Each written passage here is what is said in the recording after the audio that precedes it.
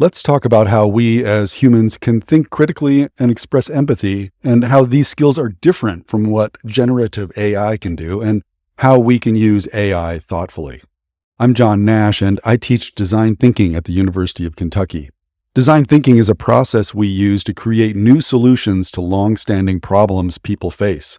It's effective because it asks us to keep other humans' needs at the center of our work.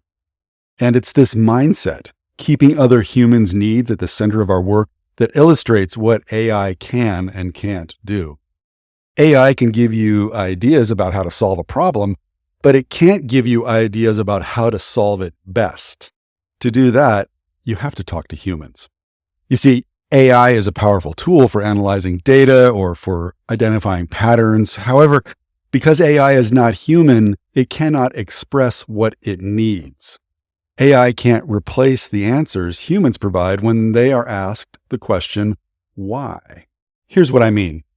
The question, why, is a simple question that can help us get to the root cause of a problem and uncover hidden assumptions. The 5 whys technique is a great example of this. It involves asking why 5 times to get to the underlying cause of a problem. For example, if a student is struggling to keep up with their schoolwork, instead of simply accepting the fact, they could ask why 5 times to get to the underlying cause. They might ask, why am I struggling with my schoolwork? And the answer might be, because I'm not understanding the material. Then they could ask, why am I not understanding the material? And the answer might be, because I'm not paying attention in class. And then they could continue asking why until they get to the root cause of the problem. In the example here, the reason why they might not be paying attention in class is because they don't have breakfast in the morning. And the question about why they don't have breakfast in the morning is because our family doesn't have enough food. And so you see, when we get to the end of this journey, we've reframed the problem. The problem at first was I'm not keeping up with my schoolwork, but understanding it from the human point of view and this person's point of view, we understand that the problem is about something at home and not necessarily at school. So can AI do this? Well, let's take a look. Here's ChatGPT, and I'm asking it a question. I heard you say you have trouble concentrating in class. Why is that?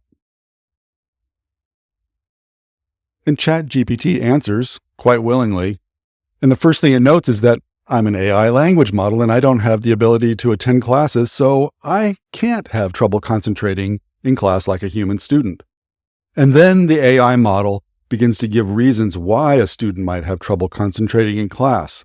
And these are ideas generated by the model thanks to the way it was programmed. It talks about boredom, distractions, lack of sleep, anxiety or stress. And then it notes it's really important for students to identify the cause of the difficulty and then address it, and then how that might be. Now, this is good general advice, but AI can't walk in another's shoes. It can dream up what others might say, but because it's not human, its answers are not human. It can only analyze the data it's given and provide an output based on pre-programmed rules. Now, that's not to say that AI can't be useful in cases like this. In fact, it can be an incredibly helpful tool when used thoughtfully. For example, AI can help us consider new areas to explore that we might not have thought of. But it's important to remember that AI is only as good as the data it's given, and it can't replace the human ability to think critically or be empathetic. Now, look at these ideas that the AI model gave us a minute ago. Now, all of these are interesting to think about and may be reasons that you'd want to explore, but they all deserve to be subjected to the 5 whys. So, why am I having trouble concentrating in class? Well, I'm bored. Well, why are you bored? Then it goes on down the line. Same for distractions, lack of sleep. Why are you getting lack of sleep? Why are you anxious? So any one of these alone is not a good enough reason to go solve this problem. They still deserve to be explored with the person that's having that experience. There's some risks in using AI to be a brainstorm partner. The ideas that it just gave us are not based on real people around you. And the ideas might be influenced by how you wrote the prompt. Prompt engineering is an important thing to think about when you're using an AI model. Plus, if you haven't talked to real people, the ideas may be too broad or too specific to really use. So checking these with people that are experiencing the issue is really important. And the ideas may not take the context of your setting into account. Where has all this been happening? If you can be more specific about that, then maybe there's some help that AI can provide. So, in conclusion, while AI can be a helpful tool, it's important to remember that it can't replace the human ability to think critically and empathetically. By combining our skills with AI, we may be able to create a more effective and thoughtful approach to problem solving. Would you like to carry on the conversation? What are your thoughts, your questions? Please reach out and let's keep talking about it.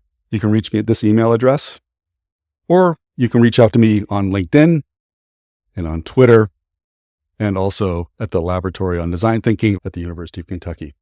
Thanks for joining me.